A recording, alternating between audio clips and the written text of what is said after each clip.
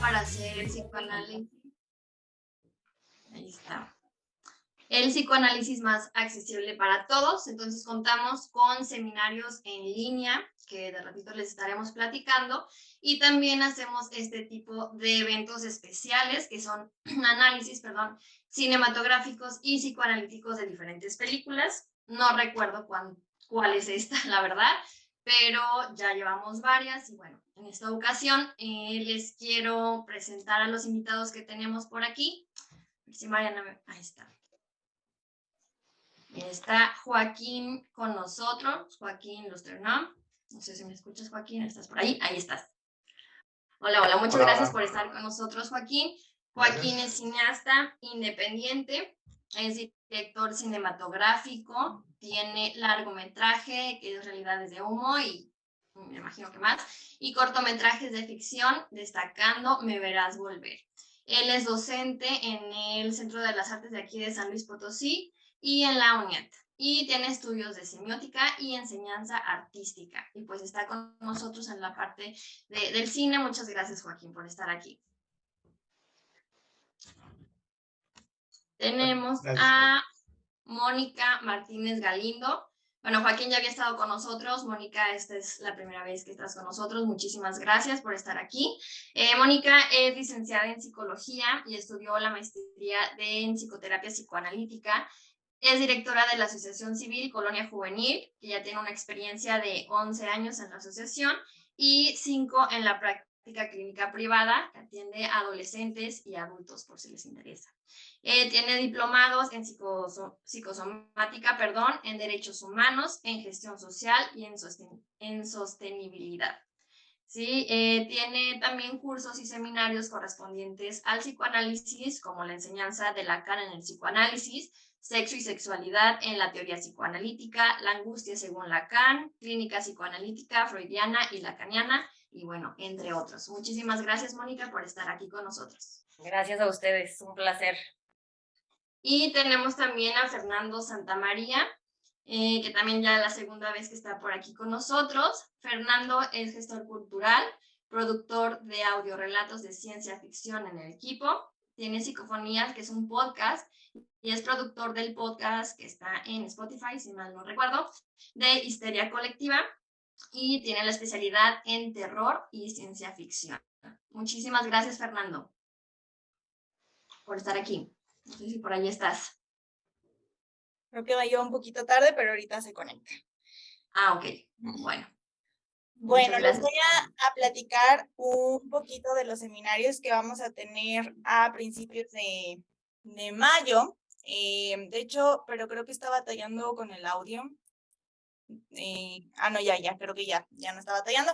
Bueno, les voy a platicar primero este seminario que tenemos. Es la primera vez que vamos a tener con esta corriente dentro del psicoanálisis, que es de relaciones objetales.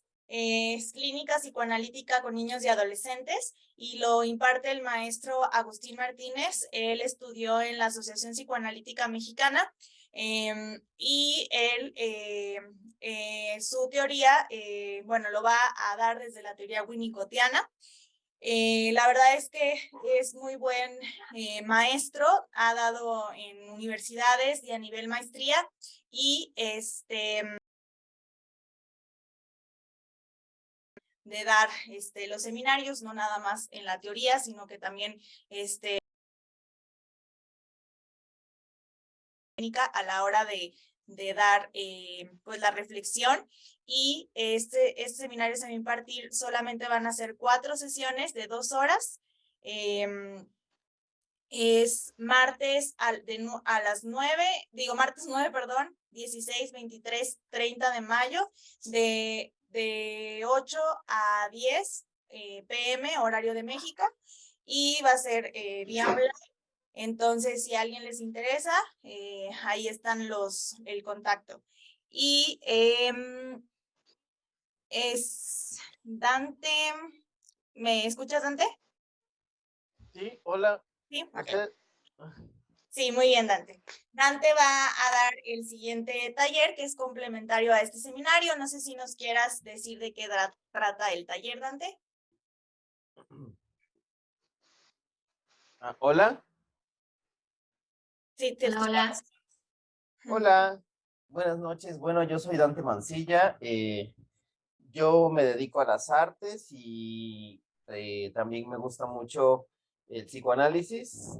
Comencé a estudiar aquí un poquito con eh, desempolvando el inconsciente y pues mi taller también inspirado en la teoría de Winnicott. Es un taller de creación artística inspirado justamente en la teoría de Winnicott y vamos a estudiar una regresión a partir eh, de las etapas que propone Winnicott de apego y desapego. Y vamos a utilizar justamente el objeto transicional como inspiración para realizar una creación artística ya de libre elección, es decir, pueden realizar ya sea una pintura, un modelado o una escultura en su defecto. Pueden realizar no sé, un poema, un sketch teatral, pueden hacer una coreografía de danza, pueden hacer no sé, cualquier cosa inspirado en su objeto transicional y vamos a estudiar una regresión para dedicarle esa pequeña obra de arte inspirada justamente en la teoría de Winnicott. Bueno, eso es lo que vamos a estar estudiando nosotros en este taller complementario. Gracias, Dante. Bueno, Dante se ha especializado, luego si nos visitan en la página van a ver su currículum. Él se ha especializado totalmente a las artes, lleva mucho tiempo de experiencia. La verdad es que de hecho lo conocimos en los seminarios, y es una persona sumamente inteligente, sumamente creativo, y es la primera vez que lanzamos esta propuesta de hacer este seminario junto con el arte. Porque creo que se presta mucho y bueno, primero tenemos estos seminarios. Gracias, Dante. Y luego está este otro seminario que es también la primera vez que lo hacemos presencial. Va a ser en modalidad híbrida, va a ser tanto online y presencial, que lo da el doctor Eli Morales. No sé si lo conozcan, él bueno, estudió la maestría en Francia, en París, y luego ya se vino, es mexicano, luego ya vino a México y fundó una escuela junto con otras personas en psicoanálisis. También ahí en la página viene su currículum y ha dado conferencias a lo largo del país y también del mundo. También ha estado en otros lugares del mundo dando conferencias y bueno, tenemos la fortuna de que por primera vez nos visita aquí en nuestro estado, de nosotros, de Jessica y mío, en San Luis Potosí, y va a dar un seminario que nada más es un fin de semana de 10 horas y se llama Arte y Sexualidad, y los temas que va a tratar él va a ser todo en relación con lo sublime, el erotismo, la locura. Va a tratar artistas como lo es Goya, también el arte en la modernidad, la acción y el objeto en el arte y la presencia del artista en el performance, ¿no? Entonces, creo que también va a ser muy interesante. Entonces, bueno, cualquier duda, también estamos a sus órdenes. Y por último, tenemos el seminario del doctor Gerber, que también es una gran persona y un gran teórico del psicoanálisis, que se llama Inconsciente, Repetición y Destino. Este seminario trata sobre la repetición, pasando por la transferencia y culminando en la compulsión a la repetición asociada con la pulsión de muerte, según Freud, pero también desde Lacan trata los distintos registros como la repetición significante, incluyéndola en los registros simbólico e imaginario y su relación con lo real y el goce. También se aborda desde la perspectiva filosófica con algunos, entre otros filósofos como Platón y Nietzsche. Entonces, bueno, este va a ser en mayo, va a ser también los sábados, solo va a ser 3 sesiones de 10 a 2 de la tarde. Y por último, ya para no tardarnos tanto, aquí están nuestros contactos. Aquí está nuestro Instagram, está el Facebook, el canal de YouTube, donde pueden ver también estas sesiones que hemos compartido de los eventos especiales. Y bueno, nuestro WhatsApp y nuestro mail, cualquier cosa estamos a sus órdenes. Y bueno.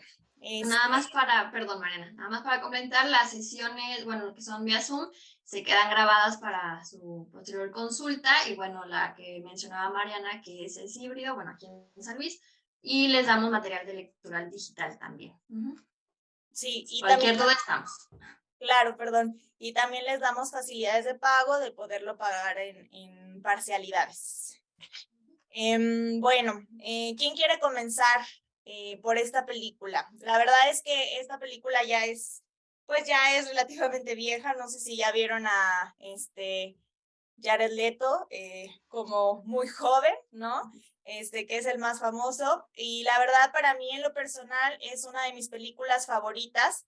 Y siempre que la pongo a las personas, se quedan muy traumadas al verla después, ¿no? Pero a las personas que les he puesto esta película, siempre se quedan también con un buen sabor de boca, con la fotografía, con la música, con las actuaciones, con la historia, y siempre te deja mucho que pensar.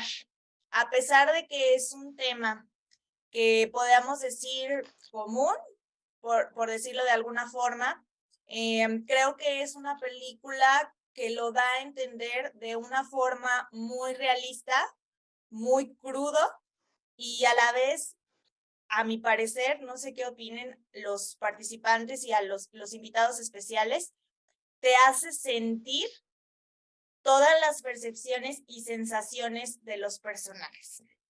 No sé quién quiere empezar a hablar. Ya llegó Fernando. Hola, Fernando. Hola, ¿qué tal? ¿Cómo Buenas están? tardes. Buenas noches. Disculpen la tardanza, pero ya estamos por acá. Hola Fernando, mucho gusto. Igualmente.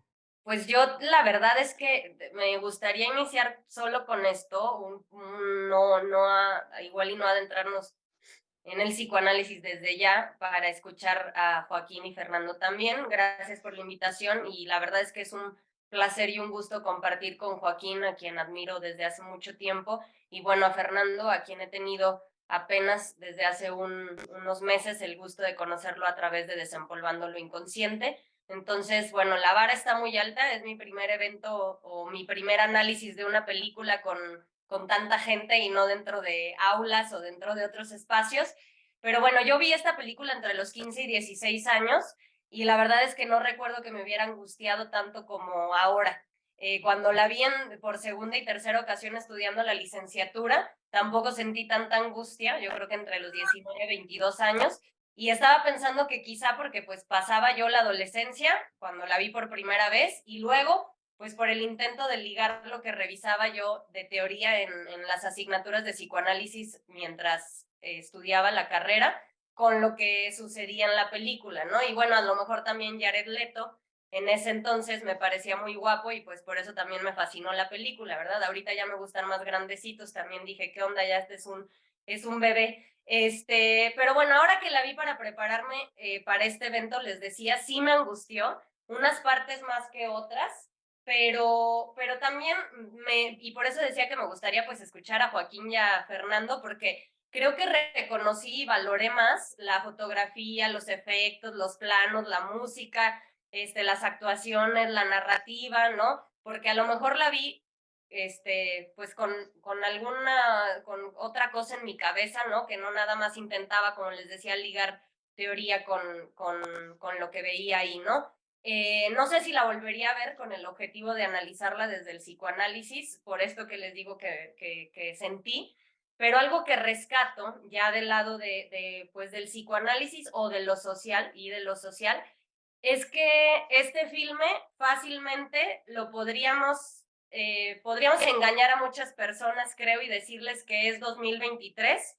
Quizás solamente cambiaríamos los escenarios, ¿verdad? Para que no se vea ese ambiente o esa decoración, ese diseño del interior de la casa, ¿no? De hace tiempo. Y le cambiaríamos la televisión a la mamá de Harry por un smartphone. Y entonces creo que seguiríamos pensando que ilustra muy bien y refleja muy bien el problema o el síntoma de la adicción.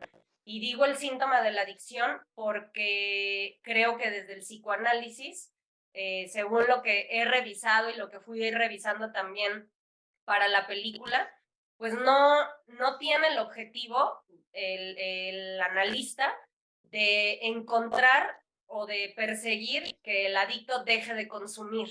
Sería una equivocación o sería un error, sino más bien encontrar la relación que tiene el adicto con la sustancia y entender a la adicción como un síntoma, ¿no?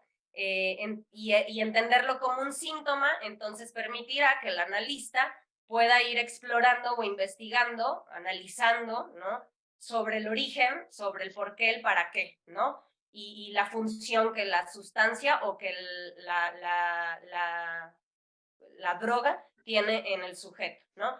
Y bueno, ya posteriormente, pues ahí me gustaría hablarles de algunas cosas que podríamos encontrar en Freud, en Lacan y post-lacanianos, incluso en la teoría de las relaciones objetales, pero sobre Lacan, cómo pensar, ¿no? Que la clínica lacaniana, pues probablemente tendría la intención de reintroducir al otro en la dialéctica del sujeto o en la vida del sujeto.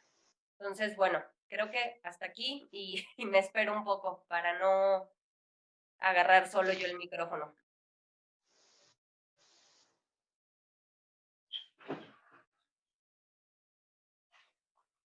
Ay, se me trabó. Sí, ahí voy, nada más que no. Se me trabó. Espérenme. Estamos bien. Ahí está, ya. Perdón, se me contrapió esta cosa, pero ya está. Ok, a mí me parece bien.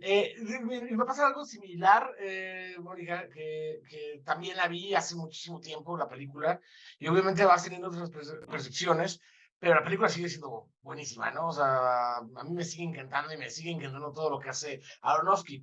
Voy a empezar a hablar un poquito de la peli en relación a Aronofsky, ¿no? O sea, vamos a empezar platicando un poquito de este personaje y creo que a partir de esto vamos a poder entender un poco más algunas otras cosas. Normalmente me gusta mucho hablar de las películas a partir de sus autores. O sea, no nada más la película separada. Ya sé que es otra forma, porque normalmente se ve nada más la obra y no el contexto de la obra, no muchas otras cosas, pero a mí me gusta siempre irme por el lado del director.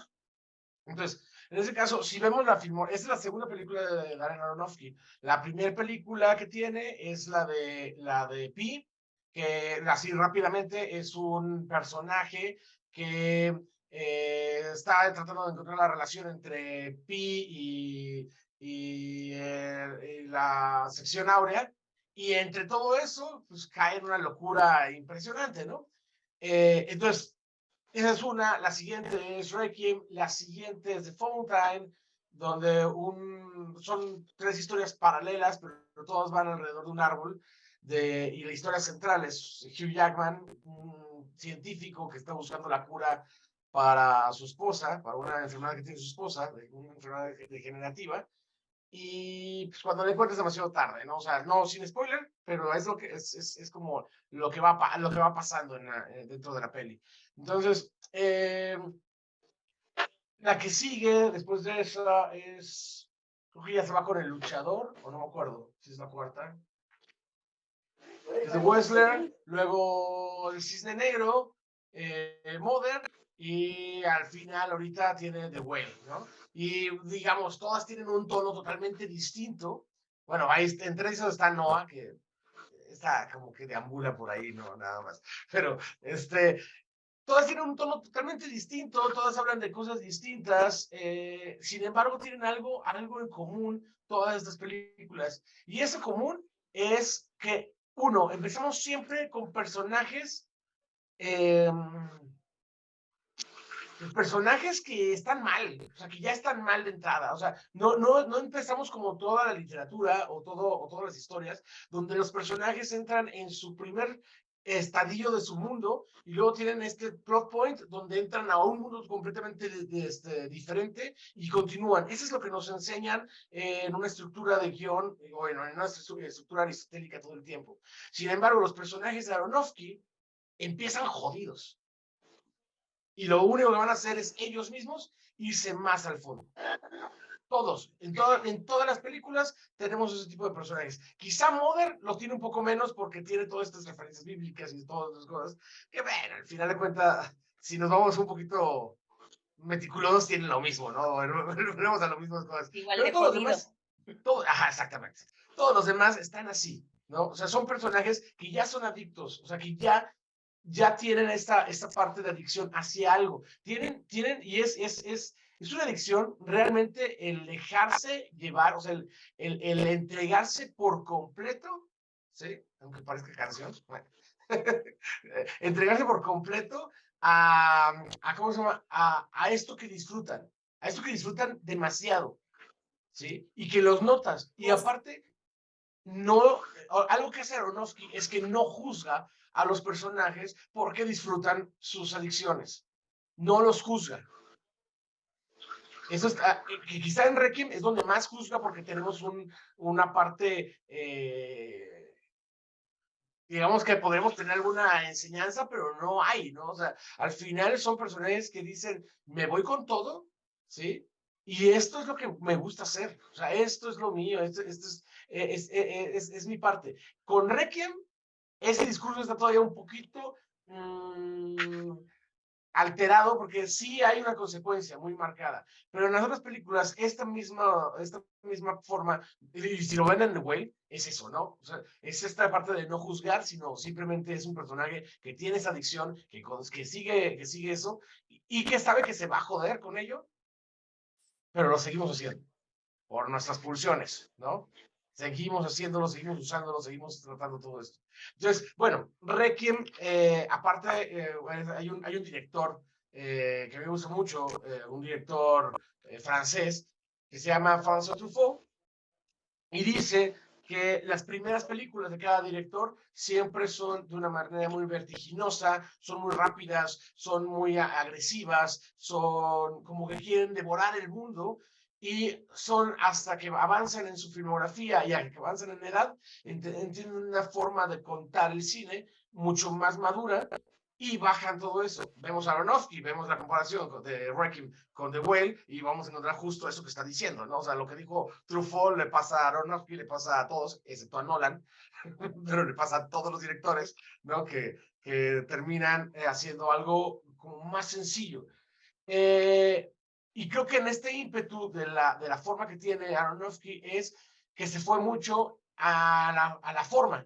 O sea, no es nada más la manera de contarnos la película, o sea, no es nada más la historia de estos cuatro personajes que están, que se van a destruir la vida con las drogas, con diferentes drogas, pero todos se van a destruir la vida, ¿sí?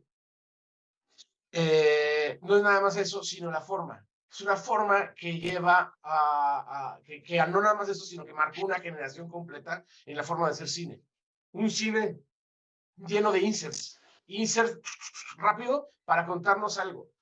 en lugar de ver al personaje drogándose, haciendo todo y ver algo así, sintetiza todo en un fragmento rápido que dura 5 segundos y que son flashazos de las cosas que representan lo que está pasando, y con eso nos logra contar todo. Entonces, es un montaje todo el tiempo entre plano abierto, insert muy rápido, luego otra vez contempla, insert muy rápido, luego otra vez contempla, y eso creo que lo que principal es que nos ayuda a sentir de una manera como estos cambios de energía que te provocan las drogas, ¿no? Entonces, nos vamos llevando mucho por eso. Si quieren, hago un pequeño break ahí para que alguien más tome la palabra y ahorita vuelvo a interrumpir. Fernando, por favor. Bueno, hola, gracias por invitarme de nuevo. Cuando Mariana me dijo, oye, vamos a hablar de Requiem por un sueño, yo le dije, prometí no volver a ver esta película y nos vemos el 27. Entonces, me la volví a aventar. Mi experiencia no es como que haya sido precisamente traumática, aunque la vi en la prepa, en una clase que teníamos llamada Pensamiento Crítico, y era justo como, pues, un poco la clase, lo poco que recuerdo, iba sobre el hecho de qué juicios de valor podemos generar a través de la mala concepción que tenemos de las personas, en este caso, que son drogadictas, ¿no?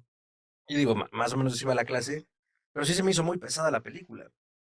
No que no pudiera manejarlo, pero creo que estaremos de acuerdo que lo presenta de manera muy frontal. Y aunque eso es cierto, como decía Joaquín, Aronofsky no es precisamente que haga juicios de valor, incluso el tema de la locura, o más bien de los poderes fácticos que pueden generar locura en Pi, el orden del caos, que al final solo es un matemático que está haciendo su chamba, él es un genio que habita en otro planeta, pero de repente descubre algo que la sociedad quiere, ¿no? De Wall Street, los judíos, quien sea. Y bueno, eso sumado a su enfermedad, que ya la tiene de por sí, pues lo hace meterse, perdón, la voy a spoilear, tuvimos 23 años para verla, 25 en realidad, se mete un taladro en la cabeza, ¿no? Entonces es como, wow, ok, estas cosas pueden pasar posiblemente. Ya, trayéndola a Requiem, que es una obra que me parece muchísimo más realista en términos incluso del argumento, sí, efectivamente, o sea, lo primero que detectaba cuando lo empecé a ver de nuevo es que digo, quienes ya hayan participado perdón, la conversación anterior lo sabrán, o quienes hayan escuchado el podcast. Bueno, mi parte dura es la del horror, entonces algunos referentes no puedo evitar jalarlos hacia allá. Pero Jordan Peele en su película Nope de 2022 hablaba de las cosas que podemos llegar a hacer por un poco de fama, ¿no? O sea, porque al final la premisa es esa, ¿qué tanto estamos dispuestos a exponernos para ser exhibidos, ¿no? Y que se nos reconozca el ser exhibidos. Y él lo plantea desde la industria del entretenimiento en Nope. A mí lo que me llamó la atención cuando recién empecé a verlo otra vez era como, empezamos con un comercial de estos telecomerciales donde te prometen algo, lo que sea, no importa, todos funcionan igual. Y entonces eso plantea la ilusión que le genera a la madre el poder estar en un lugar donde había estado. O sea, en estos cuatro personajes que son Sarah, Harry, Tyrone y Marion, que son nuestros personajes principales, ah, al menos lo que yo observo en principio es como esta ilusión por un lado en donde quieren estar unos y en donde extrañan haber estado, ¿no? Siendo más precisos, la madre de Harry, por ejemplo, Sara, tiene esta foto, ¿no? De la graduación, donde está con su esposo, donde está con su hijo, logró graduarse de secundaria, su esposo vive, después nos enteramos que ha fallecido y que lo añora, ¿no? Y el vestido rojo que porta es todo, es este objeto que carga toda esta simbología de lo que fue, ¿no? Y hay una línea que me parece muy dramática, me parece, perdón, muy, bueno, sí, dramática en el sentido estricto, donde ella dice, es que, o sea, si yo no puedo hacer esto, cuando la visita a Harry, que le dice, oye, mamá, te compré un televisor nuevo, para que puedas ver la tele y lo disfrutes, y él se da cuenta que está consumiendo metanfetaminas, ¿no? Porque conoce los efectos. Le dice, oye, mamá, esto no está bien, ¿con qué doctor vas? Esto te va a matar. ¿Por qué es tan importante? Ah, es que no sabes, voy a ir a la tele y les voy a hablar de ti, les voy a hablar de tu papá y lo mucho que nos quería.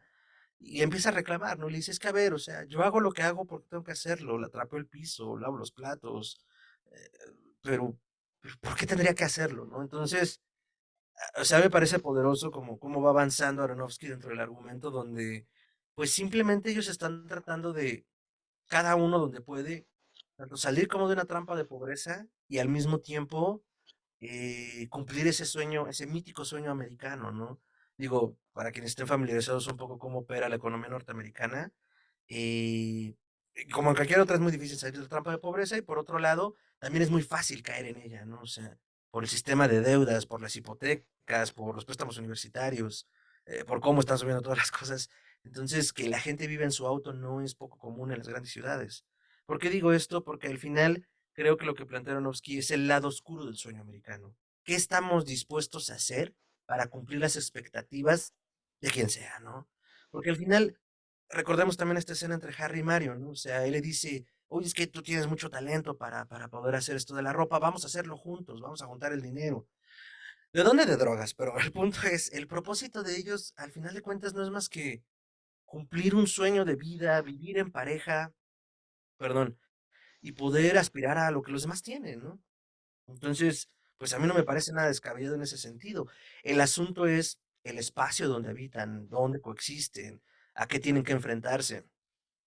Con esto cierro para que igual poder ceder la palabra y seguimos con esto. También traigo acá varias notas, pero incluso me acuerdo de una escena que a lo mejor podría pasar desapercibida en general porque ya sabemos que viven en un barrio peligroso, que consumen droga, después comienzan a comercializar droga, no sale bien, como lo vimos en la película, pero van caminando, van hablando de sus planes Tyrion y Harry, y de repente ven como de una camioneta sacan un cuerpo, lo avientan del cesto de basura y se va la camioneta, ¿no? Y solamente corren, es como... Y lo único que pensé es como, claro, pues cuando estás en un espacio así, hay ya cosas que sabes que suceden y que es ese momento de correr, porque si no también te puede tocar a ti, ¿no? Entonces, esto lo digo porque al final eh, y si bien Aronofsky no hace un juicio de valor, creo que el juicio de valor que puede emitir a través de la crítica de la película es que estas personas que generalmente la sociedad relega de entrada por sus adicciones y de ahí ya las califica de un montón de cosas, pues simplemente están buscando lo mismo que cualquier otro. Pero el espacio que se les ha dado o la suerte con la que se les ha echado este mundo, pues no se los permite de la misma manera, ¿no? Entonces, lo dejaré aquí por ahora. Creo que el juicio de valor que estás mencionando, el que no está, es porque no hay un solo personaje que esté del lado, digamos, correcto éticamente o de valor. Por eso no está ese juicio, porque no hay otro personaje que haga el contraste, sino que todos los personajes con los que nos encariñamos de una u otra forma están mal. Entonces, eso te hace sentir todavía peor. Es en esa identificación. Es lo que provoca la película, ¿no? Que al Y final por de eso, verla, te sientas mal con lo que está, o todo. y también, bueno, yo creo que provoca angustia porque todos estamos jodidos al fin y al cabo, ¿no? O sea, decía Joaquín, los personajes que Aronofsky nos presenta en sus filmes están jodidos desde el principio, y es que así estamos todos, ¿no? Jodidos, pero hay unos, ¿no? Y decía Freud, no todos, al probar una sustancia tóxica, se convierten en adictos, ¿no? Y entonces también justo lo que dice Joaquín de entregarse, o sea, ellos se entregan por completo a lo que les gusta, pero ahí es tramposo con la droga, ¿no? Desde que Freud empieza a estudiar sobre la cocaína, y dijo, es que la cocaína puede aliviar una afección dolorosa, pero él hablaba de las afecciones físicas, ¿no? Porque pues en ese entonces él incluso la usaba para calmar dolores físicos provocados por el cáncer, ¿no? Y más tarde, ya que se clava, se despega un poco de la neurología, ya hasta el malestar de la cultura, cuando él ya pasa por su teoría sexual, por la interpretación de los sueños, por introducción al psicoanálisis, por más allá del principio y del placer, perdón, el ello y el yo, de todas esas obras, él dice en el malestar de la cultura. La droga es un quitapenas. Y entonces ahí dicen, no nada más nos quita o nos alivia un dolor físico, ¿no? Alivia también el sufrimiento, el dolor psíquico, reduce la tensión y por ahí dice, y quita el dolor de existir. Y bueno, aquí es una hipótesis, lanza él también, y digo hipótesis porque aunque muchos postfreudianos y también Lacan y postlacanianos hablan de paso, Lacan, sobre eso, él plantea que esto resulta, o sea, que la adicción resulta por una sexualidad insatisfecha, ¿no? Y la adicción viene siendo como una continuidad de la masturbación o del autoerotismo, ¿no? Y me gustaría mencionar un libro que los que estamos aquí por el psicoanálisis sobre todo, o quienes tenemos ese interés o esa formación, de Héctor López, un psicoanalista argentino. Su libro se llama Adicciones tóxicas, clínicas de los recursos del sujeto, y él lo publicó hace muy poco, está en Amazon, y habla, toma o se basa en la teoría lacaniana y en algunos otros autores también lacanianos, para hablar de este dolor de existir que se alivia a través de la droga, pero dice él, como por una satisfacción por cortocircuito, dice él. Y toma de otro autor que es Derrida, el concepto de fármaco platónico, ¿no? La droga como una sustancia que es veneno y medicina al mismo tiempo, ¿no? Y que entonces el adicto no reconoce la diferencia o la distinción entre veneno y medicina y busca entonces satisfacer algo, reducir el dolor, reducir la tensión, reducir el dolor de existir, ¿no?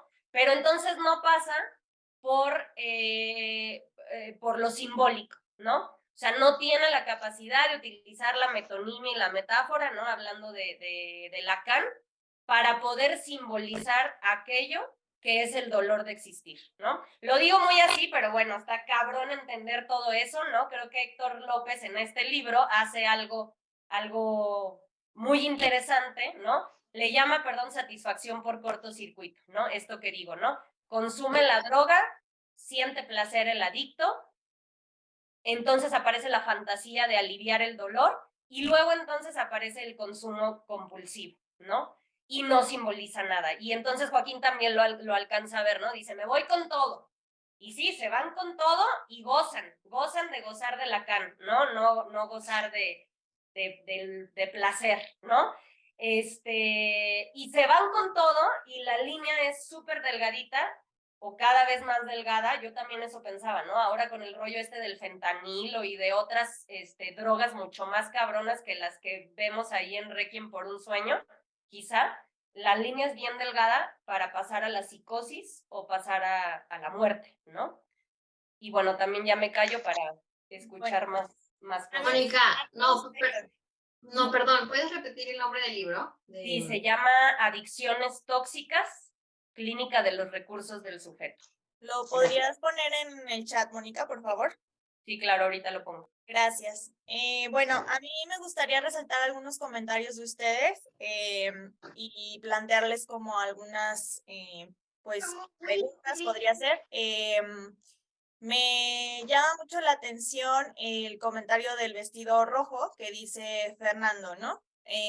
Yo pienso, y como estas expectativas, este sueño americano, no sé si sea como, bueno, yo lo veía cuando lo veía la película y ahorita que lo reafirmaba Fernando, yo lo veía como algo como de, a lo mejor el deseo como de ser mirado por alguien, ¿no? Y que también podía ser como muy triste, justo el comentario y la escena que dice Fernando, de pues, ¿para qué hago esto, no? ¿Para qué me levanto todas las mañanas?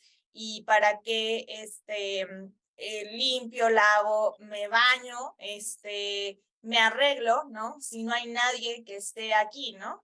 Y otra cuestión también de lo que decía Joaquín, de lo del goce, y por los que no, no sé, o sea, no estén familiarizados con este concepto, utilizando a Brownstein con su libro, Lacan dice, lo que yo llamo goce, en el sentido en que el cuerpo se experimenta, es siempre del orden de la tensión, del forzamiento, del gasto, incluso de la hazaña.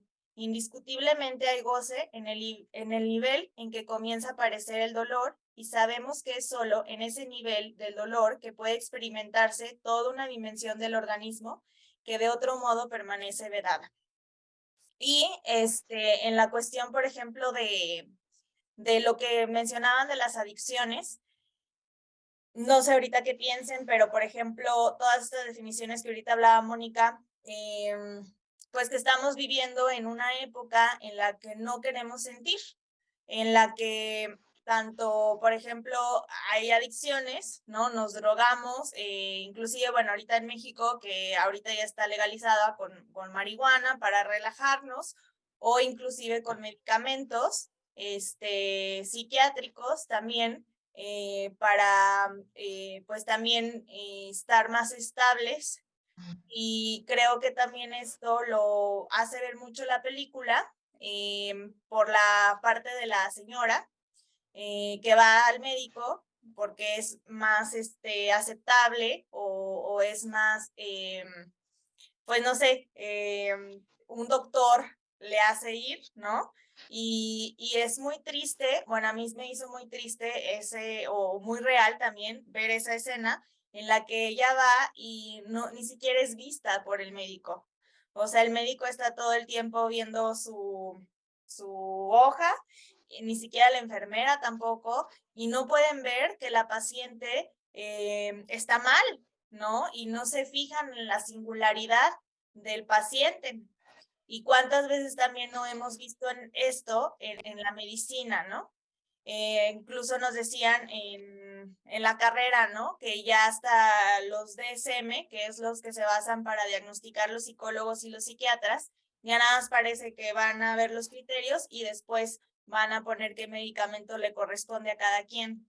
Entonces, no sé qué piensan de esta sociedad que cada vez está más adormecida por las emociones y que ya no podemos sentir ni tristeza, ni coraje, ni felicidad, ni nada, porque entonces es algo que se ve mal, ¿no? Ya no es tolerable.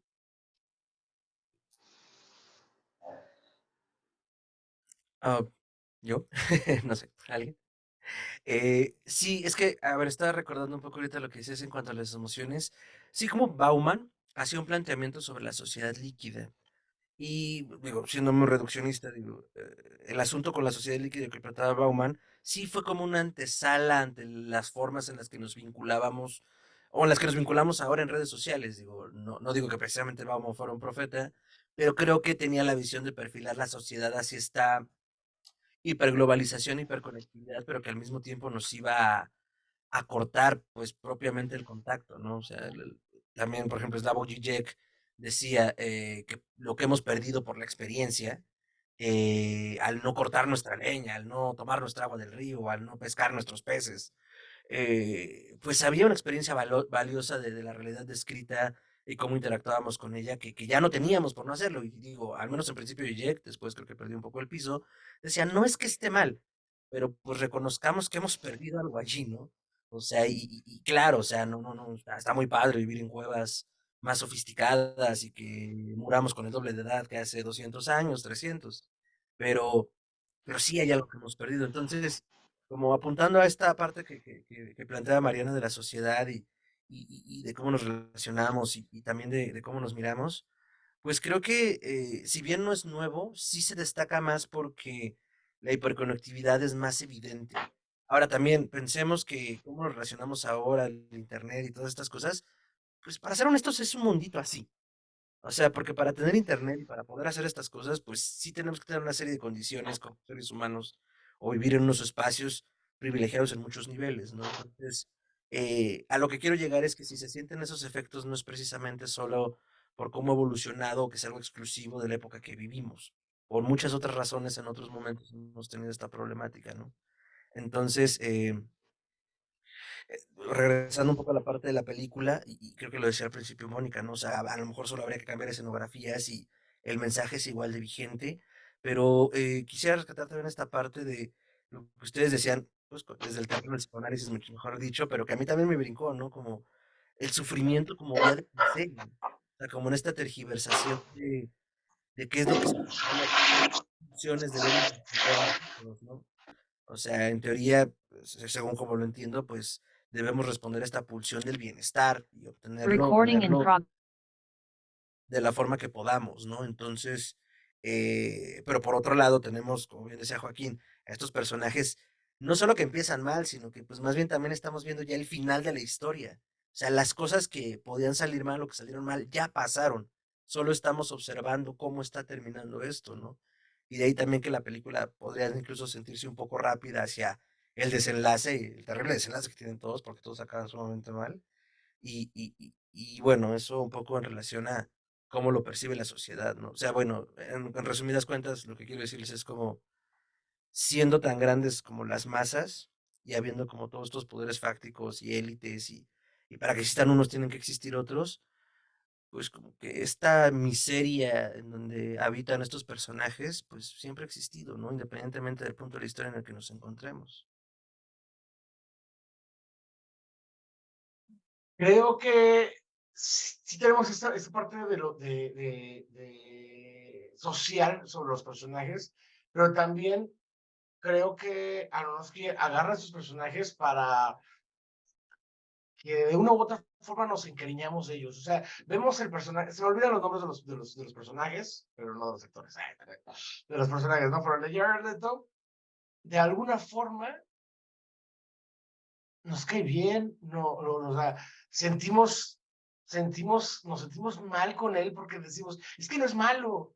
O sea, al principio sí dices, ay, o sea, con lo de la televisión, pero después lo ves con Jennifer Connelly y dices, no es malo, o sea, está enamorado, ¿no? También, o sea, aparte de todo lo demás,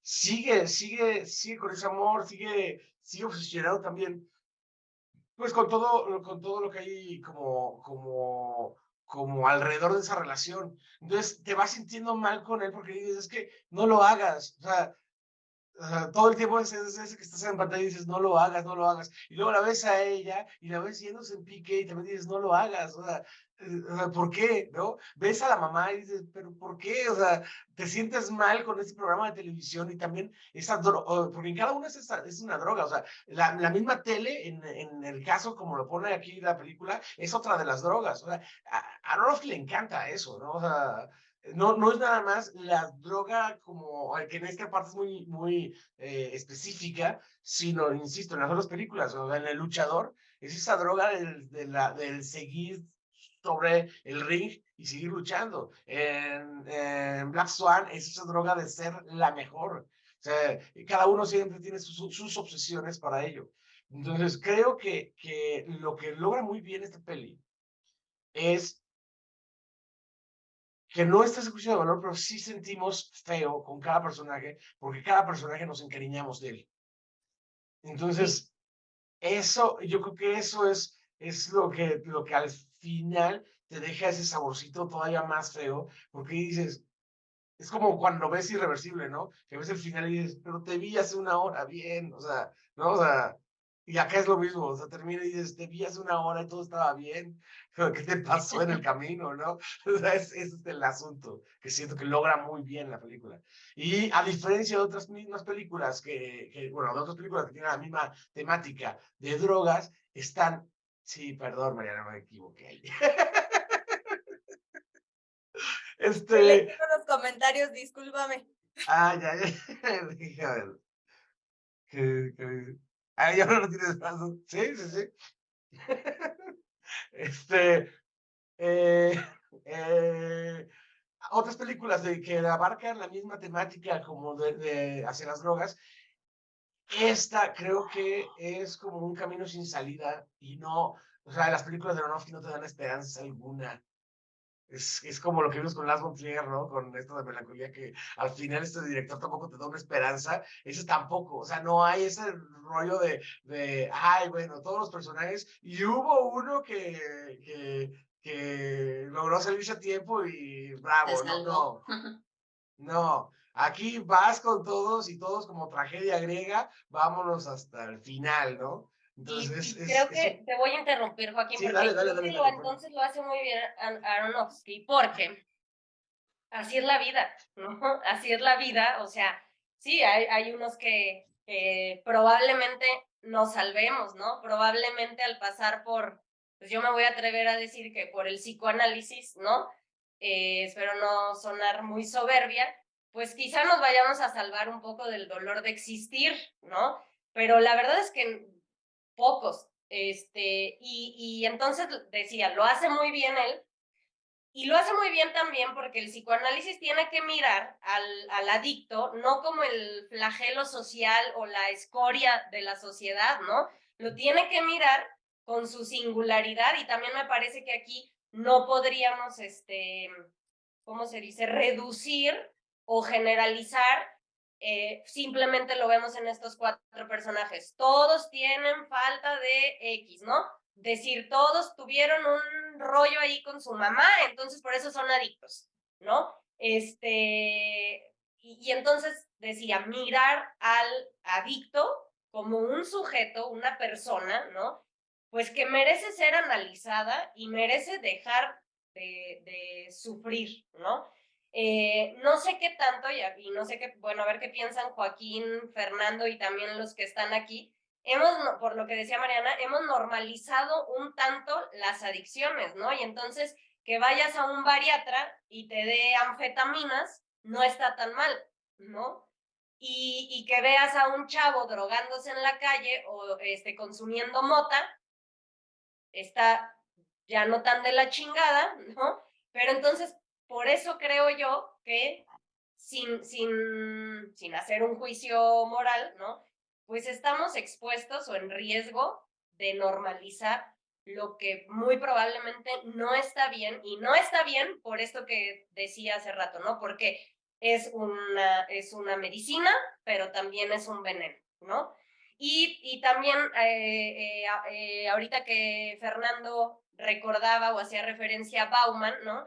En el libro que les digo de Héctor López, él toma a otro autor que a su vez toma Lacan, y Lacan propone este término que son las letosas, ¿no?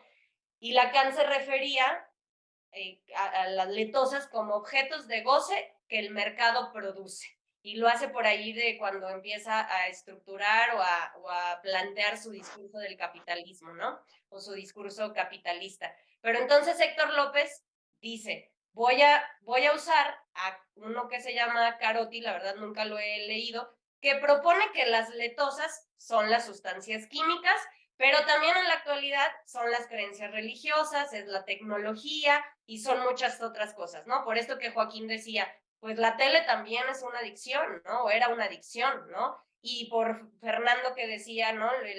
Los tiempos, ¿qué? No sé qué líquidos de Bauman, se me olvidó el nombre del libro. La sociedad líquida. La sociedad líquida. Pero entonces también tenemos a nuestro alrededor, perdón, miles de letosas, ¿no? A las cuales nos enganchamos o agarramos, pues, ¿no? Y repetimos compulsivamente su consumo, digamos, ¿no? Para aliviar, yo sí pensaría, o bueno, me gustaría resaltar, ¿no? Nuestro dolor de existir, ¿no? Y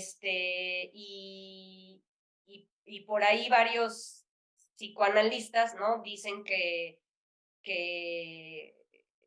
que la adicción no se debería de tratar, ¿no? En un grupo de alcohólicos anónimos o de narcóticos anónimos, ¿no? Porque justo ahí, pues, pueden caer en una generalización tramposa o peligrosa, y entonces tratar al paciente o tratar al sujeto como a 10 más, 15 más, ¿no? Entonces habría que pensar o habría que tener en la cabeza o mirar, ¿no? Decía, la singularidad del sujeto adicto. Fíjense, yo creo que una cosa importante, justo de lo que decía Joaquín y Mónica, de la empatía que podemos tener de la empatía que podíamos tener de los personajes, es, yo creo, esto, como decían, que son personas, como Dante lo ponían en el chat, personajes bien construidos y que podemos entender la enfermedad, ¿no? Porque la adicción, aunque pues obviamente es muy problemática y demás, pero pues es una enfermedad a fin de cuentas, y las personas pues no deciden actuar de esa forma, ¿no? Se ven envueltas en el síntoma. Entonces, creo que también eso es como muy importante. Y también que todos los personajes, como ya lo empezamos a decir, pues están muy ahí en la pulsión de muerte, en la rayita, ¿no? Y que por eso están en el goce, entre la vida y la muerte. Y yo decía, bueno, pues, ¿qué es Requiem, no? Porque yo había escuchado este Requiem de Mozart, pero yo no sabía qué significaba la palabra Requiem. Y entonces la busqué y entonces fíjense lo que significa. Oración por los difuntos que se reza en las misas dedicadas a ellos. Y composición musical cantada que tiene como texto la misa de difuntos o parte de ella. Entonces, Requiem por un sueño, ¿no? Y que entonces estamos viendo que estos personajes cada vez se van orientando más hacia la muerte y de una forma como muy vívida, ¿no? Y muy al máximo. Y a mí, no sé ustedes qué opinen, a mí se me hizo muy significativa la escena final en la que todos van pasando uno por uno y todos terminan con la misma posición fetal, ¿no? Como si fuera como una regresión al primer momento, ¿no? Entonces, no sé si alguien quiera decir algo más. Yo nada más sobre ahorita que mencionaste la palabra de enfermedad, yo sí diría que hay que ser cuidadosos porque si utilizamos la palabra enfermedad nos podemos ir del lado de la psiquiatría o del lado pues de la psicología, ¿no? Y entonces por eso decía yo al principio que me parece muy relevante pensar la adicción como un síntoma, ¿no? No como una enfermedad, aunque entiendo por qué lo dices, ¿no? Pero porque entonces si hablamos de una enfermedad o de un trastorno psiquiátrico, psicológico, pues entonces ya lo encasillamos, así como el trastorno depresivo, en vez de pensarlo como depresión o melancolía, o la angustia, perdón, el trastorno ansioso en vez de pensarlo como angustia. Entonces, creo que para el psicoanálisis sí es muy valioso pensarlo como un síntoma, ¿no? Y sobre lo último que dijiste sobre Requiem, lo que es Requiem, ¿no? Creo que también hace mucho sentido, pues todo, ¿no? O sea, ahora sí que están entonando un canto o predicando una oración que tiene que ver con la muerte por un sueño, ¿no? Y quisiera nada más decir también que por ahí, ahorita que dijiste de la posición fetal, por ahí en algún momento Lacan dijo de pasada en uno de sus seminarios que las adicciones, las toxicomanías se debían a un trauma durante el complejo o en el complejo del destete, ¿no? Entonces, cuando hay que ser ya más tarde, ahí hace otras formulaciones y lo complejiza más, pero pues sí, también pensaríamos, nada más que igual, repito, sin ser reduccionistas o generalizar, que pues esto tiene que ver con la madre, ¿no? Y con lo oral, ¿no?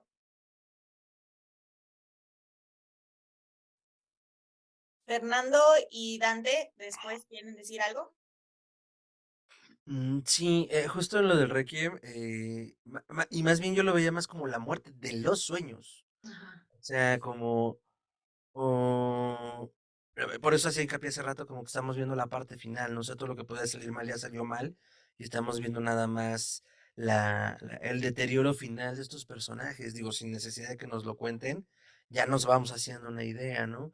Yo iba, sin quererlo, iba a jugar un poco al abogado del diablo hasta que mencionaron como desde el acercamiento psicoanalítico y no psiquiátrico, pensando incluso en el caso de México y la legalización de las drogas en un breve periodo de tiempo en 1940, cuando se presenta, ahorita les digo cómo se llama este documento, cuando se publica en el Diario Oficial de la Federación, el Reglamento Federal de Toxicomanías por el general Lázaro Cárdenas del Río. Esto derivado de la propuesta del doctor Leopoldo Salazar Viniegra. Ahora, no me voy a meter allí porque no es mi terreno y justo ya vi que aquí hay dos contrapesos que yo no voy a alcanzar a entender, pero el pensarlo, justo de lo que hablaba hace rato de las sociedades, ¿no? O sea, el pensarlo como una enfermedad y yo como lo veía o como lo veo como un síntoma de la problemática social, quizás podría generar otro acercamiento desde lo social, ¿no? Porque además el ejemplo que estaba poniendo, pues si estamos hablando de 1940, México era un país de buenas costumbres, ¿no? Entonces, justamente todos los juicios de valor que estamos diciendo que acá no hacemos como espectadores, pues en una sociedad palpable y real sí se hacían, ¿no? Es que esos locos, esos drogadictos, los de la Castañeda, digo, hay una historia horrible, ¿no? O sea, uno era loco por ser pobre, por decirlo menos. Pero volviendo acá y ya encaminándolos en la parte de la posición fetal y del requiem, insisto, no me voy a meter allí porque no tengo las armas necesarias, pero me parecía un punto importante, ya lo dejaré en manos de ustedes más bien. Pues es eso, ¿no? O sea, todas estas historias paralelas que nos está contando, lo que les planteaba yo, cómo lo percibe del sufrimiento, como ve del deseo, porque al final también, cuando uno viene de una situación tan precaria, a veces no conoce otra cosa que no es el sufrimiento. Entonces, yo no voy a obtener lo que necesito o lo que los demás tienen si no es a través de estas vías, ¿no? Si no es vendiendo drogas, si no es ciñéndome a las reglas de este espacio, ¿no? Y no conozco otras vías. Entonces, más bien, creo que desde donde yo aprecio como la simbología de la posición fetal, pues sí es esta regresión como hacia la vulnerabilidad, ¿no? Eh, no sé, a veces yo he notado como que cuando uno está con amigos y de repente es como ese tercero en discordia con las parejas y que de repente jala a uno y otro lado con estos amigos que son pareja, pues como que se siente raro, ¿no? Como que uno se siente hasta como que estos amigos que lo jalan de uno al otro lado funcionan como los padres y uno es vulnerable. Lo pongo de ejemplo porque fue como mi ejemplo más cercano a tratar de explicar como la vulnerabilidad al final en la que están estos personajes, ¿no? Porque yo los pienso también como personajes adultos y dices en un principio también, bueno, ¿cómo puedes llegar a esa situación de regresión, no?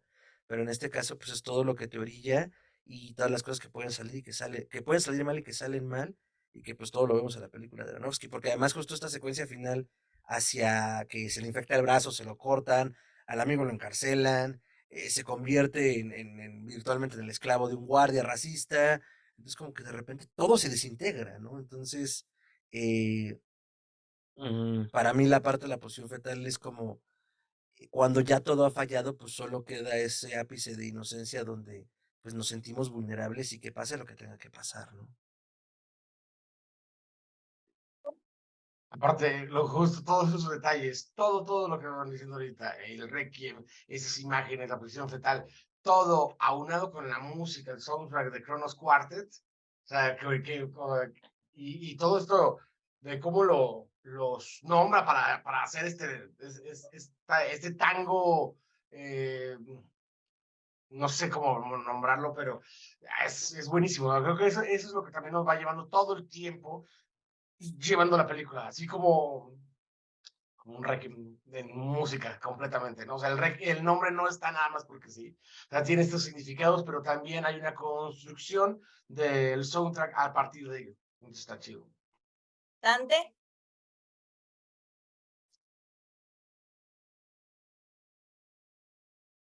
Bueno, pues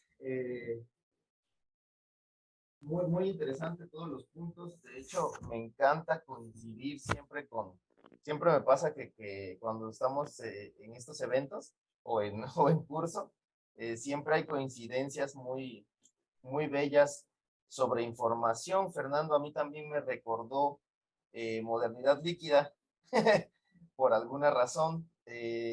También lo recordé justamente porque fue un libro que me preparó mucho también para esta época, para lo que estamos viviendo actualmente.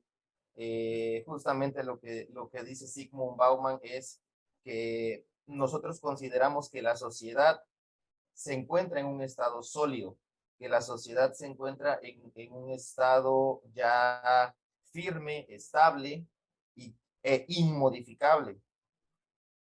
Lo consideramos así en general, la mayoría de la población.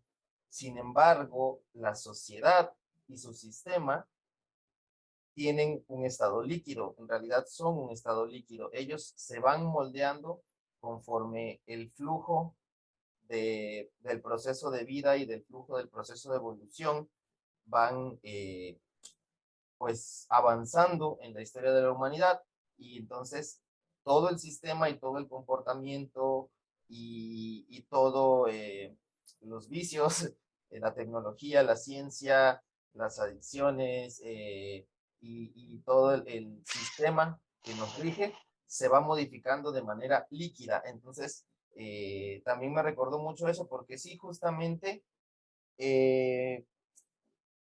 si no se tiene una conciencia, entre comillas, de que todo va transformándose muy rápidamente y de que no vivimos en una sociedad sólida, justamente comenzamos a detonar estos mecanismos de defensa y mecanismos de supervivencia hacia con el contexto, hacia con la sociedad, hacia todo lo con lo que nos desarrollamos, educación, el barrio, ¿verdad? Bueno, ustedes lo saben, pero yo crecí en un barrio que es un barrio, aquí en Jalapa, yo soy de Jalapa, Veracruz.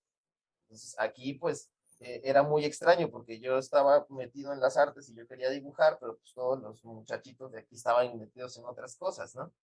Entonces también me tocó observar de cerca diferentes comportamientos y a mí hasta que tuve la fortuna de que me fueron a meter a los 15 años a la Universidad de Artes y yo me quedé.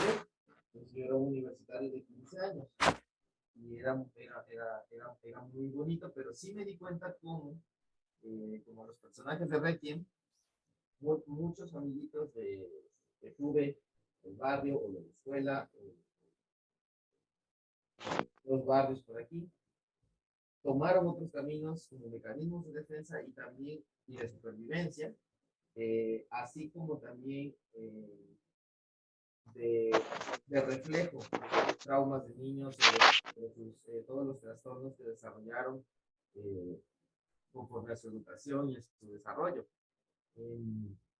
También me encanta la película, la he visto yo creo que como 25 veces, si acaso.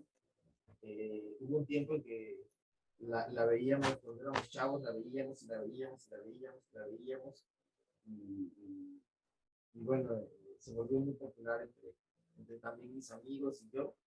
Me gusta mucho, siempre, ahorita la volví a ver, le decía a Mariana que yo de hecho aquí tengo una colección como de 300 películas de arte y de muchas otras cosas, y entre esas ahí está Requiem por un sueño, la saqué, la estuve también ahí viendo otra vez, sí que jovencitos se veían, qué bárbaros todos, incluso es la única película en la que yo he visto a Marlon Wayans hacer un papel serio, un buen papel, además, actuar muy bien. Tanto me conmovió Marlon Wayans en esa película, jamás lo vuelvo a hacer, ¿verdad? Pero en esa lo logró. Se me hace también una de las mejores actuaciones de Jared Leto. Creo que es la que lo llevó a la cúspide de pudo haber estado, porque ahí fue como bajando un poquito. Y a Jennifer Connelly también. Creo que fue la película, además la película, como les decía, los personajes en el mensajito, los personajes están diseñados para empatizar con una generación. Yo vengo de esa generación en la que, pues por supuesto que teníamos aquí todo enfrente y todo el mundo quería irse a vender drogas porque era el camino más fácil, era el camino rápido, era el camino que pensaban que les abría el American Dream o que les abría otros caminos, ¿no? Muchos pues no duraron mucho en ese asunto. Algunos amigos de repente, no, pues ya está en la cárcel, no, pues ya se nos fue, no, pues ya se le echaron, no, pues ya tal, tal, tal, tal, ¿no? Y ahí fueron. Sin embargo, pues sí también nosotros creo que es una falta de conciencia, lo que decía Mariana, vivimos en la actualidad, además de que ya pasamos esa época, pasamos el apocalipsis, se murió medio mundo eh, y estamos entrando a una era nueva que ya no es la era de Tolkien, pero sin embargo sí marcó a una generación entera, marcó el comportamiento de una generación, el pensamiento de una generación. Y bueno, Aronofsky también, como decía, creo que Joaquín hizo el análisis de todas las películas, o de muchas, hasta La ballena, que nos ha aportado mucho y nos ha marcado. Sí, es crudo, eh, no se anda con rodeos. Aronofsky, a mí me encanta también por eso. Pero también me parece que sí nos preparó para mucho. También hay otro libro que me recordó que se los quisiera recomendar, se llama El Shock del Futuro, de de Alvin, ¿cómo se llama este señor? Alvin Toffel. Alvin Toffel, con doble F. Bueno, este libro a mí me parece muy interesante y lo relaciono mucho con modernidad líquida porque nos habla sobre una enfermedad que se llama el shock del futuro, que es una enfermedad que todos estamos padeciendo en este momento de la historia. La transición del tiempo, el cambio de los tiempos, el cambio de la sociedad y de todo el sistema, cómo se ha ido dando y que nosotros lo considerábamos de manera sólida y que no fuimos lo suficientemente líquidos como para lograr adaptarnos a esos cambios y llegar justamente a los compartimentos y tomar la forma que debía tener cada compartimento, sino que nos quedamos como atorados. No, yo soy sólido,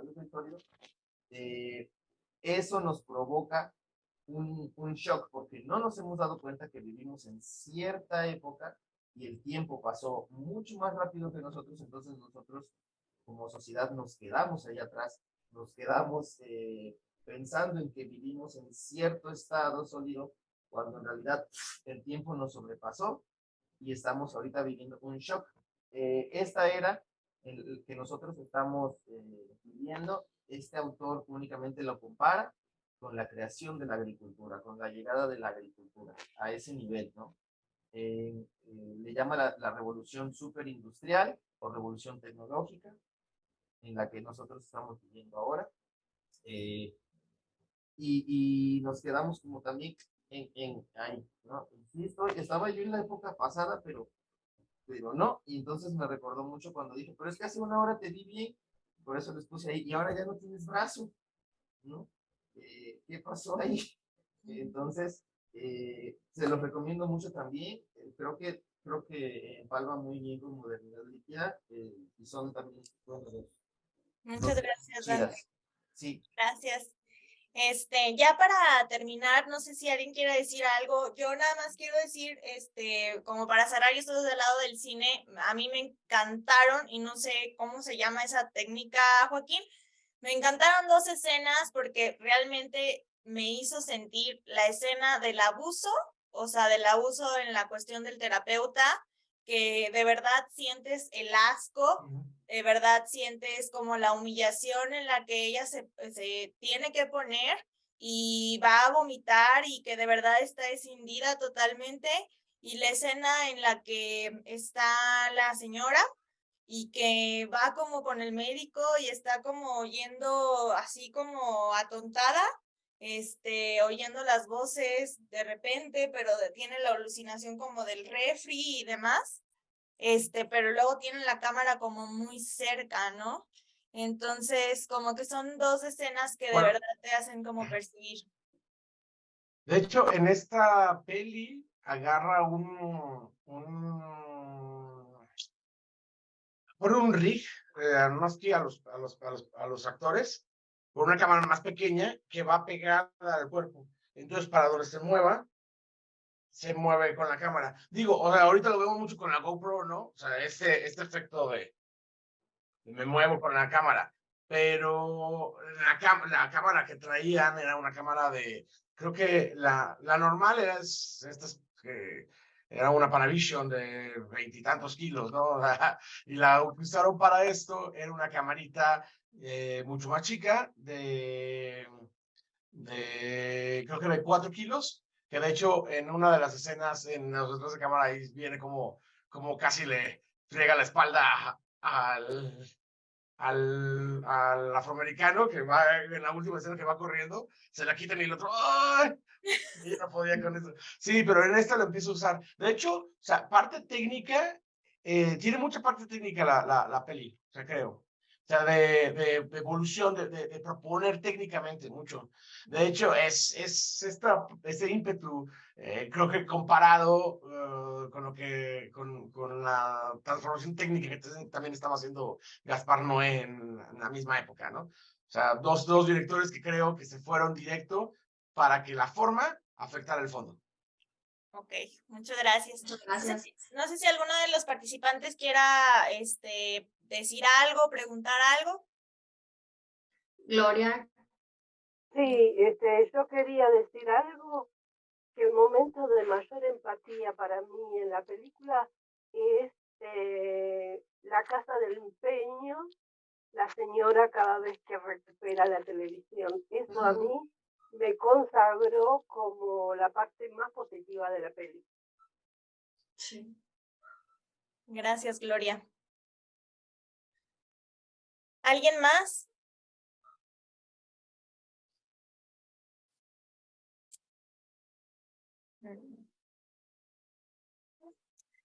Comentarios para Minerva. Muchas gracias. En realidad no es una pregunta, más bien agradecer este tipo de sesiones, la verdad, para alguien que a lo mejor no estudió psicoanálisis como yo, como es mi caso. La verdad es que es bastante interesante escuchar todos los comentarios que realizan, porque ahora sí que uno sale de ver una película bien extraña, perturbadora, la verdad para mí fue un poco perturbadora, y llega aquí y escucha como que estas diferentes percepciones que tiene cada quien sobre la película. Entonces, más bien agradecer este tipo de foros, agradecer este tipo de análisis y pues más bien el agradecimiento más que pregunta. Muchas gracias. Gracias, Minerva. ¿Comentarios de cierre, Mónica? Pues la verdad es que yo no puedo dejar y lo iba notando cuando veía la película, de pensar qué debemos de hacer nosotros desde donde estamos, de nosotros y nosotras, pues para hacer las cosas mejores, ¿no?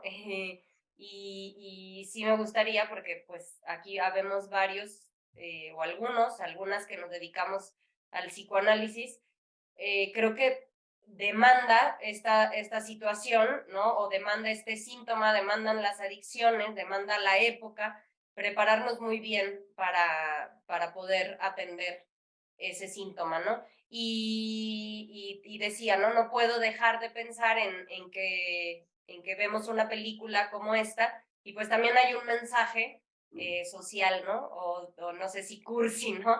Que nos dice, además de que debemos o podemos ser empáticos con el sufrimiento y con las circunstancias de quien sufre una adicción o de quien es adicto, pues también, aunque nosotros no lo seamos o aunque nosotros no estemos en la posibilidad de hacer un análisis, o de hacer psicoanálisis con pacientes, pues sí podemos hacer algo, quizá, ¿no? Desde donde cada quien está. Fernando. Muchas gracias.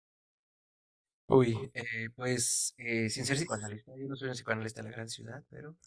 No, a ver, yo, bueno, desde mi trinchera y digo, me conocen como por esta parte del nicho, pero una parte que a lo mejor mucha gente no conoce es que a mí me encanta el cine y soy productor de un podcast llamado Cine Garage, que está en Sonoro. Su host, Eric Estrada, es una de las grandes pilares de la crítica del cine en México. Y bueno, no solo he aprendido muchísimo, sino que pues, yo ya traía como ahí una cosquillita y poco a poco me empiezo a dedicar también a la crítica de cine. Y bueno, dentro de todas las películas que puedo recomendar, que yo no volvería a ver a menos que me vuelvan a invitar a hablar de ella, por supuesto, Requiem por un sueño. Y recientemente, hablando un poco de la cuestión de cómo responde una persona, las personas que le rodean, y esto lo estoy diciendo un poco disparando en la oscuridad, ya me dirán cuando la vean quienes saben de esto, que están aquí. Tar, la película de Kate Blanchett, por la cual está nominada al Oscar, ya se estrenó en salas en México, y básicamente habla de una directora, en teoría es una historia ficticia, digo en teoría porque se están debatiendo que si está basada en la historia de una directora de orquesta que existió, y Lidia Tar está en la cúspide de su carrera, ¿no? Y todo lo que implica ser directora, lo que implica ser una directora mujer en un ambiente de esa naturaleza, y qué tipo de persona tienes que ser para estar donde está Tar, ¿no? Y bueno, ella está dirigiendo o está por grabar la Quinta Sinfonía de Mahler, un compositor, y el logro está en que ella es la directora permanente de la Orquesta de Berlín, de la Filarmónica de Berlín, y que va a grabar por primera vez en la historia las 8 sinfonías de este director con la misma filarmónica, ¿no? Entonces, pero de repente algo pasa, ¿no? De repente comienza a desmoronarse su mundo y pues todo lo que implica ser una persona tan perfeccionista, que se espera ciertas cosas de ella y que de repente se revelan ciertos secretos o ciertas denuncias y entonces entra en la vorágine de la cultura de la cancelación, pues bueno, pasan cosas con nuestro personaje principal que desde el principio podemos también observar, creo que pues está al borde de algo, ¿no? Está a una denuncia de que todo su mundo se desmorona, ¿no? Entonces, sin ser Requiem por un sueño ni tan trágica, según lo veo, creo que podría ser como también objeto de análisis. Bueno, lo pongo sobre la mesa y pues nada, vean mucho cine, vean mucho cine. Gracias, Fernando. Joaquín. Pues, ya saben, me encanta estos eventos, que es una vez al mes. Me gusta mucho siempre hablar de cine un poquito y la verdad la parte del psicoanálisis unida siempre creo que enriquece mucho ambas vías, ¿no? O sea, tanto lo cinematográfico como ustedes con el psicoanálisis. Entonces, pues bueno, que sigan viéndonos. También si quieren un poquito justo de Aronofsky, tengo un video en YouTube. Es una clase completa, ¿no? Son sobre todo sus películas antes de La ballena. Ahí hablo un poquito más hacia el lado semiótico, pero pues también si les llega a interesar, así lo buscan grandes directores, Darren Aronofsky, y ya con esto, ¿no? Y ahí aparece el video. Entonces, pues bueno, gracias por asistir y pues como siempre, justo lo que dice Fernando, disfruten el cine, disfruten las películas no son nada más el llegar a entretener, o sea, no es nada más el voy a ver Marvel un ratito a relajarme, también es cine, también está chido y lo disfruto mucho, sí, claro que sí, ¿no? No, o sea, hay un chorro, bueno, eso es Ya Marvel estoy ahorita. Fernando se la pasa criticando eso. No, bueno, y si no nos volvemos locos, ¿no? Marvel antes sí, ahorita ya está horrible. Pero bueno, Una saga y basta. sí, ya. Pero bueno, o sea, que vean cualquier cosa, pero también hay cine que te mueve así, que te genera otras cosas que no es nada más lo bonito, sino también esto que te mueva vísceras, que te mueva algo, siempre va a ser agradecido porque te está haciendo pensar. Y eso es un cine que a mí me gusta mucho. Entonces, gracias. Muchas gracias. Gracias, Joaquín. Y bueno, pues muchas gracias, Mónica, Joaquín, Fernando, por estar aquí. Lo que dijo, no sé si dijo Joaquín o Fernando, pero pues obviamente esta parte de psicoanálisis de cine y bueno, lo que hemos hecho pues es bien enriquecedor y como que uno entiende un poquito más las películas, como dice Joaquín, no nada más como el ver que hay, ¿no? Más adentro de los personajes, del director y bueno, todo. Muchísimas gracias. Y bueno, sí, como dijo Joaquín, también no se pierdan, cada mes estamos haciendo estos eventos. Sigan nuestras páginas, que hace ratito se los pusimos, y ahí también subimos contenido muy bueno. Y les vamos avisando mes por mes como de estos eventos. Y bueno, de los seminarios que tenemos para ustedes. Sí, si tienen, gracias Jess, si tienen dudas del seminario, con gusto les compartimos los programas. Muchísimas gracias por participar, Mónica, Joaquín y Fernando, es un honor contar con ustedes.